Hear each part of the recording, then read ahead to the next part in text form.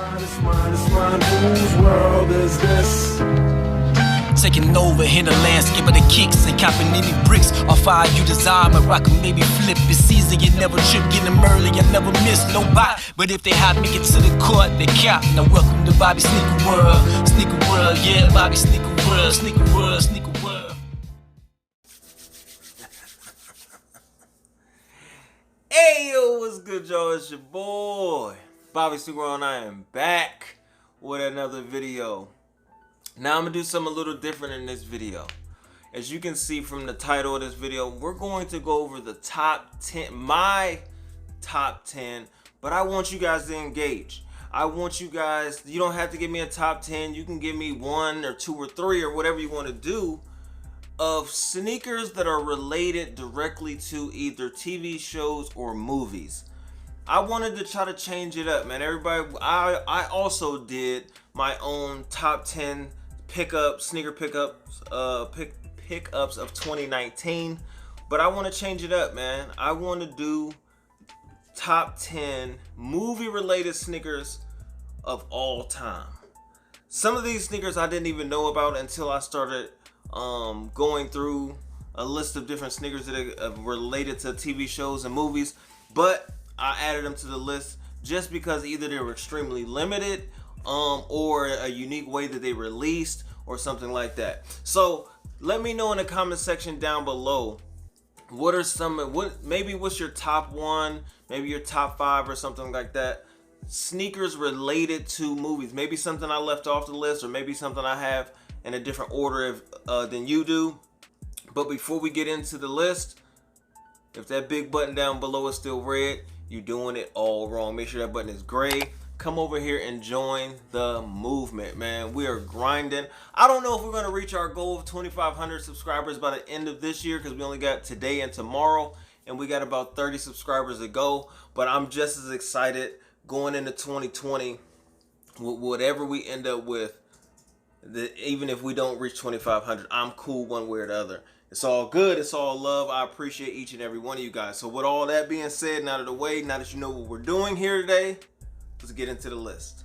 All right, I'm gonna do my best, guys, to not make this too long, but I do have my trusty list here in front of me, just so I took a few notes about each sneaker, just so I wouldn't forget exactly, because like I said, some of these on my list I was not even familiar with, and I'll put a picture up on the screen somewhere for each and every sneaker that we talk about.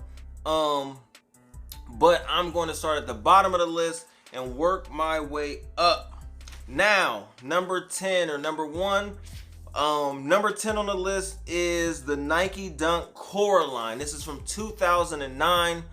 I personally have never heard of this movie nor this dunk, but it is extremely limited. And it is extremely unique. It's very, very different. As far as what I remember from the pictures, because I'm not looking at any pictures, but it was like an all brown shoe, with very, very exaggerated stitching, like puppets. And I think that's what the movie was about. It's like an animated movie about some dolls or something like that. Like I said, I've never saw the movie nor heard of it. But the unique thing about this, obviously, is very high on resale because of the limited numbers. But what I read about it is that there were only 1,000 pairs made, and the unique way that you could cop those sneakers is that they had some hidden password or something in the ending credits of that movie, and it took you to the website and you were able to buy that sneaker that way. So if you weren't watching the movie and you weren't one of the first 1,000 people to see that code at the end and go to the website to purchase that dunk, then obviously you were assed out. But I thought that was a very, very dope way. I'm surprised that doesn't happen more often as far as releases, like with very limited things, hidden ways to be able to go about copping it. It's very, very dope. It's a good touch. And like I said, the sneaker itself is crazy. I think one of them has like a cat on it. and it's like buttons and all this other stuff. You'll see in the picture that I put on the screen, but that's number 10 on the list. Let's move into number 9. All right, so number 9 on my list, even though Jordan 1s are my favorite silhouette of all time and Jordans, I'm going to go with the Jordan 1 Do the Right Things. I think it's like a metallic red version and a metallic green. And I like the sneaker itself, but what I don't like about it is it's a high, but it's made like a mid. As far as, like, I believe on the tongue, it's just a Jumpman logo. There's no Nike Air branding, and on the back there is a Jumpman on the back. If you look at an old video, Jumpman Bostic actually did a review on both pairs individually. Like, I think they were sold individually, but they were called a pack just because they came out the same exact time, and they were both representing the Do the Right Thing movie, the Spike Lee movie, if you're not aware.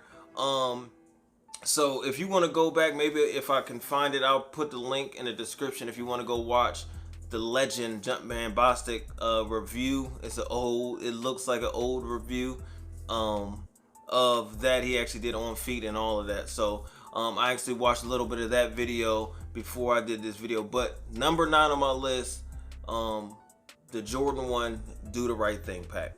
All right, this next one is going to throw a lot of people off. They probably have this in the top 1 or 2. And for me, it's that number 8. Because this list is not going to be necessarily about how much something is worth and resale value, blah, blah, blah. I actually went by what I like aesthetically for the, like, as far as the sneaker itself. So this list isn't going to be like, this is ranked number 1 just because it's the most hyped sneaker of all time or cost the most, or that's not how I went about this list. So I'm just going to preface my next choice with that statement. So just be aware that that's why this is number 8 on the list. Number 8 on the list is the Nike Air Mag. The Back to the Future 2, Marty McFly's self-lacing Air Mags. Now, aesthetically, it looks like a Terminator shoe. Like, it doesn't look, it's not aesthetically pleasing to my eyeballs. It's a cool sneaker, it's a cool concept, but it's not a practical sneaker as far as, you know, wearability. Now, to get into a little bit of history of the shoe, I did take a few minor notes, which was cool that I didn't know. I did know that there were 1,500 pairs made, but I didn't know how they were sold and auctioned off. So they did a 10-day auction, which they did 150 pairs per day they auctioned off. So those 1,500 pairs went out over a 10-day span, and they did 150 pairs a day. I believe that was in 2001, right? 2011, excuse me. That was in 2011 as far as the Back to the Future 2 self-lacing, whatever, Air Max. Now those are number 8 on my list. Like I said, just because of how they look, not because of, you know, how much they cost to get a pair now and all of that. That's a whole different, the list would be completely different if I did it that way. But number 8 on the list, the Nike Air Mag. All right, number 7 on the list is this is from a TV show.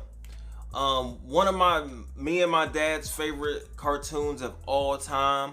I don't know why my dad was so into The Simpsons, but he used to have me watching Cops and The Simpsons religiously as a kid, and I grew up loving it. Then I transitioned into other things, but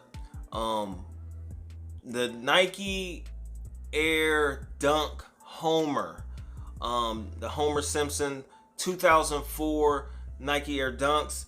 From what I understand, this isn't directly, like, Nike didn't release this sneaker as a Homer Simpson dunk, but it's one of those cultural phenomenon type things where things become associated with something else. just because of the colorway. There's a Marge Simpson as well, dunk, I believe, but it wasn't directly related to the show. But people just, you know how we give sneakers nicknames, or we call it this, or we call it the Transformer, or we call it, and it don't have nothing to do with that. That's kind of what happened with this Homer Simpson dunk. But it is a dope sneaker. Like, and I think the resale value is pretty high on it because there's probably not a lot of pairs still floating around brand new from 2004. So number 7 on the list is the Nike Air Dunk Homer. All right, so my number 6 on the list is it would probably rank a little higher on a lot of people's lists than it is on mine. But like I said, it's going by wearability and, you know, my personal style. So number 6 on my list is going to be the Dorenbecker 4 Superman, made by, or created by, inspired by Isaiah Scott, I believe, 11-year-old at the Dorenbecker Hospital back then in 2011, I believe. So I think this is the sneaker itself is fire. It's not something that I would go out of my way to look for, or, you know, pay resale or anything like that for, but the sneaker itself and the details in the sneaker are really, really cool. But it just made it right outside of my top 5. But coming in at number 6 on the list, Superman inspired Dorenbecker 4. There we go. All right, so now we're into the top 5. And number 5 on my list, I believe released in 2007 or 2008. I'm not exactly sure. But it's going to be the Nike Dunk High Ferris Bueller. Now, this is a different type of sneaker just because it obviously has the leopard print and different things like that. But that comes directly from the movie, in the scenes where he was wearing like a tannish vest or brown vest or something like that, and with like leopard shirt under it or leopard lining or something like that. Can't really remember, but it is a classic movie, man, for a lot of people. So that definitely made it into my top 5. It's actually something that I will wear. Like, it's obviously not something you could wear all the time, but if you want to just break necks for a day, you know what I'm saying, 1 or 2 days a year, pull these out. That's definitely something that would be eye-catching. The Ferris Bueller dunks in my top 5 at number 5. All right, so number 4 on the list, man. These are crazy, man. Literally. We're going to go... This is another sneaker that might rank higher on some people's list, but it might just be because of availability and how limited and rare this sneaker is. But I'm going to put at number 4 the Nike Dunk Low Freddy Krueger's, man, the Friday the 13th joints. Fire sneaker, man. Fire sneaker. I don't even know if there's anybody out there, maybe 1 or 2 people that actually have the original OG box that these came in. I think they released as a sample in 2007. So yeah, these are crazy, man. Just because now, if you obviously looking at the sneaker, it directly comes from Freddy Krueger's outfit, his sweater, the silver swoosh is from the, you know what I'm saying, the spiked glove, or the, you know what I'm saying, the glove with the blades on it, and then you got the blood splatter. Fire. Freddy Krueger is my favorite scary, I don't even know what you, it's like scary movie. All the Friday the 13th movies, Nightmare on Elm Street, all that type of stuff are my favorite. I actually won a Halloween contest as a little kid, going as Freddy Krueger. Was my favorite person of all time as far as scary movie characters. So now I think if you look on like StockX or anything or something like that, they might have 4 pairs total on there. So, and I think they're all well over $10,000 a piece. So that goes to show you how limited these are, how rare they are. I think I actually seen pictures of 2J's wearing them, but you know, he has everything, so that doesn't count. But I think he has a pair. There's probably a couple people with pairs. But those are dope. They make my top 4 just because of the look and the aesthetics of it. Didn't make it in. It's not number one just because of how much resale value is on those, but they're definitely fire. Now, into my top 3, I actually own a pair of the sneakers in his top 10, and I'm putting it in at number 3 on my list. I'm going to go with the Spider-Man origin story Jordan 1s, man. I put the white laces in these joints. Fire, man. Looked like a Chicago, but you got your Miles Morales Jordan 1s. These are so dope, man. A lot of people had so much to say about these just because of all of this, like 3M dots all over the sneaker and stuff like that. But then as soon as they came out, you couldn't keep them on shelves, man. They flew out off shelves the first day or two, and they're nowhere to be seen. I'm pretty sure resale is probably pretty high on a pair of Spider-Man 1s at this point. But I think I got a couple pairs at the time, and I sold a couple, but these were definitely staying home with me. I had to have a pair, and I'm glad that I have this in my rotation. But these are number 3 on my list, man. The 2 ahead of it, I think deserve to be ahead of these. But Spider-Man inspired Air Jordan 1 Spider-Man's Miles Morales. All right, now number 2 on the list is a sneaker that I didn't even know about. I had no idea about until I started researching this list. But when I seen them, they automatically went into the top 2. I knew what 1 was going to be in my eyes, and I knew what number 2 had to be at that point. So number 2 on the list is the Transformer Air Jordan 5, man. I think it's exclusive for just the release of the movie for Mark Wahlberg. Obviously y'all know that he has a bunch of exclusive Jordans made for him. I won't say a bunch, but he has a few. And this Jordan 5, when I seen it, it's crazy, man. It has like a Optimus Prime type shine to the tongue, and the materials all over are crazy. The outsole glows in the dark, and it got the Transformer under the outsole. Extremely dope to me, man. I don't even own a Jordan 5, but those, when I seen the pictures of them, I was like, yeah, those are it. I think it even has number 84 embroidered onto the side for the first episode of Transformers, the year it aired. It's just a dope sneaker, man. And that's number 2. So y'all already got to know what number 1 is, man. If I haven't mentioned it already at this point, I've been through 9 sneakers and I haven't mentioned this sneaker, y'all have to know what number 1 is. All right, y'all, we made it to the end. Y'all already know what number 1 is at this point. Number 1 on the list is the Space Jam 11. Duh. It was going to be number 1 on the list from when the time that I came up with this list. I knew I already penciled it in at number 1. Space Jam 11 has still eluded my collection to this point. I never owned it. I've never owned a Space Jam.